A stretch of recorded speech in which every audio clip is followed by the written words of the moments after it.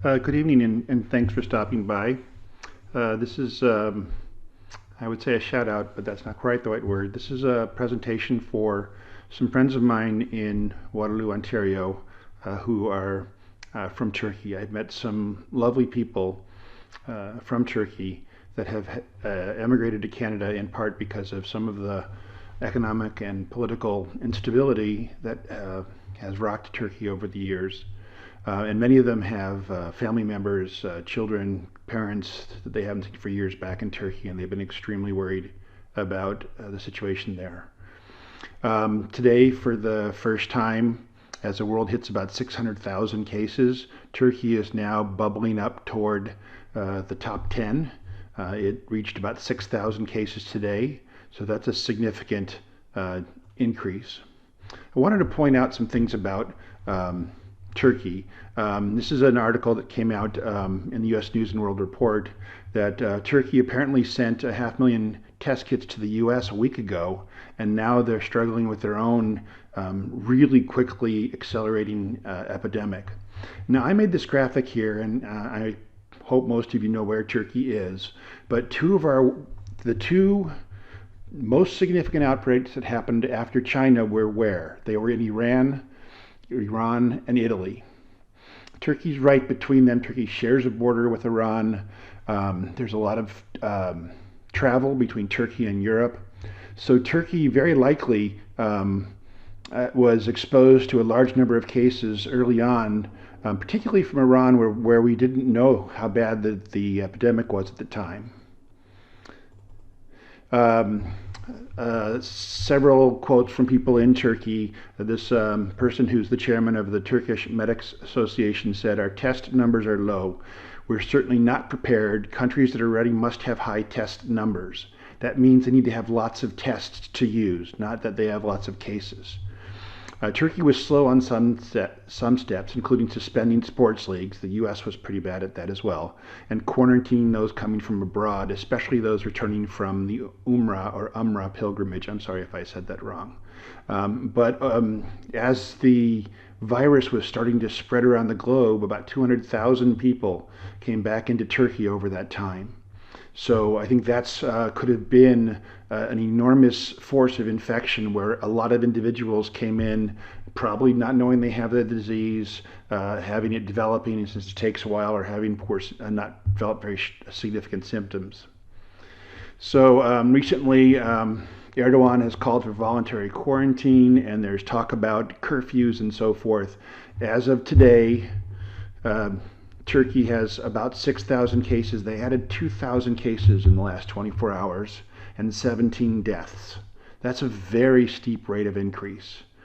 A couple other quotes. Yeah, we already talked about the quote from, the quote from the physician, but here's a quote from Erdogan. "By breaking the speed of the virus spread into 2 to 3 weeks, we will soon get through this period with as little damage as possible." I hope he's right. I think little damage is impossible at this point. I think lots of damage will happen as this is happening right now in the States. So this is Turkey. Well, it's a graph of Turkey. So I've graphed a lot of different epidemic curves for states, for countries. And I've done modeling where you use the logarithmic scale and model the exponential spread. Over the past 10 days, Turkey has gone from the first time it crossed the 10 case threshold to now. They've grown on an average of 64% per day. So that means over a 7-day span, they had 30-fold growth. So 30-fold growth is going from, say, 20 to 600 in a week. But if you're at 100, it's going to 3,000 in a week. And if you're at 1,000, it's going to 30,000 in a week. So you can see that sort of exponential rate is terrible. If we go a week from today and this incredible rate of spread continues, we could be looking at something like 170,000 cases. So we're at 6,000 and we could be looking at 170,000. I'm not sure that will happen. Even if it does, I'm fairly sure we won't have enough tests to be able to document it. But I think there are other ways to look at this scenario that help us understand how big a problem there will be. So here I am looking at Turkey versus Italy. This is putting them on the same graph where the first point is the day they got more than 10 cases. I think it was 18 in Turkey and 20 in Italy, or vice versa. And then looking at the rate of spread over the next 3 weeks. Well, it hasn't been 3 weeks for Turkey. It has been for Italy. But notice that Turkey is actually outpacing Italy's growth in the early phase of the epidemic. So we know that Italy has been a tragedy in terms of the loss of life and the tremendous strain on the healthcare system, and the enormous social and psychological and physical damage people are suffering there. Turkey's epidemic is growing faster. So that's very concerning. Now, when you look at Italy, you'll see that their daily growth rate was initially around 48%. Remember I said Turkey's is about 64%, so Turkey's is faster. But their growth rate slowed from 48% per day to closer to 25% per day. 25% per day is still an amazingly fast, terribly aggressive epidemic. So I modeled the same thing, taking Turkey's high rate today and decrementing it by the same intervals over the next week, and came up with the the lowest case scenario I could think of that followed this slowdown is 40,000 cases in the next week. That's if Turkey slows down like Italy did, because oftentimes in the early part of the epidemic, when we're starting to get testing going, we see some increases that are really steep, not just because the virus is spreading, but because we're finally starting to test widely. And so you get actually a discovery of new and old cases all at once, and you can have what is apparently a higher growth rate than might actually be happening. So it's possible that you will see a similar relaxation of the very aggressive doubling rate. 64% per day is just inconceivable. Now, it's hard to conceive of going from 6,000 cases to 170,000 in a week. It just boggles the mind. The math is there. It could happen, but we probably wouldn't be able to detect it with our number of test kits. 40,000 cases in a week, if you had said, hey, there's this virus that we might get 40,000 new cases in a week. If you told me that 2 weeks ago, I would have ran to my bedroom and hid under the bed. And now I'm like, well, that's the best case scenario. Well, that's terrifying. Just so you know, New York State went from 5,000 to 50,000 in the last week. And we know for a fact that New York is not able to do enough testing to keep up with the spread of their epidemic. So that 50,000 is an underestimate.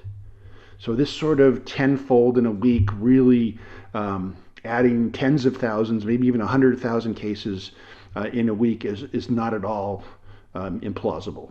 It might not happen. I think probably the best we could hope for, literally, the best we could hope for is 40,000 new cases this week. The observed case fatality ratio we seem to be seeing in a lot of places is 4 to 6%. So if we add 40,000 cases times 4%, what is that, 1,600 people will die from the infection they catch this coming week in Turkey on a good day. That's the best case scenario. So worst case scenario, 150,000 cases, the medical system gets overwhelmed. We get a higher case fatality ratio, like 10%. We could be looking at 15,000 fatalities that occur over the next month because of the infection that occurs in the next week. So thousands to 15,000 individual Turks could die because of the spread that happens this week. So if you're in Turkey, do anything you can to avoid contact with other individuals. Use whatever means possible to keep distance, to wash hands, to avoid any kind of contaminated surfaces, all the stuff we've said all along. So for my friends in Turkey, I really want to say, when you texted me and said, hey, it seems like something bad's going on in Turkey, I got that today on WhatsApp. I looked, and you're right, something bad is going on in Turkey. And there's often a lot of bad things going on in Turkey that have nothing to do with natural disasters, but because of some political and other problems, I think, with some of the institutions there. And I think that a lot of great people have been treated poorly in Turkey over the last couple of years. In any case, right now, though, the bigger issue is this humanitarian crisis that's going to be happening all over the world. And today, my concern turned to Turkey, where somewhere between 40 and 150,000 new cases will probably show up in the next week.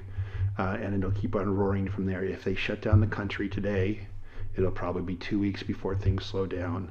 And I can't imagine that we wouldn't hit 200,000 cases by then. So, in many countries now, the best case scenario is trying to keep in the hundreds of thousands instead of the millions of infected individuals. Thank you for listening. I hope you have a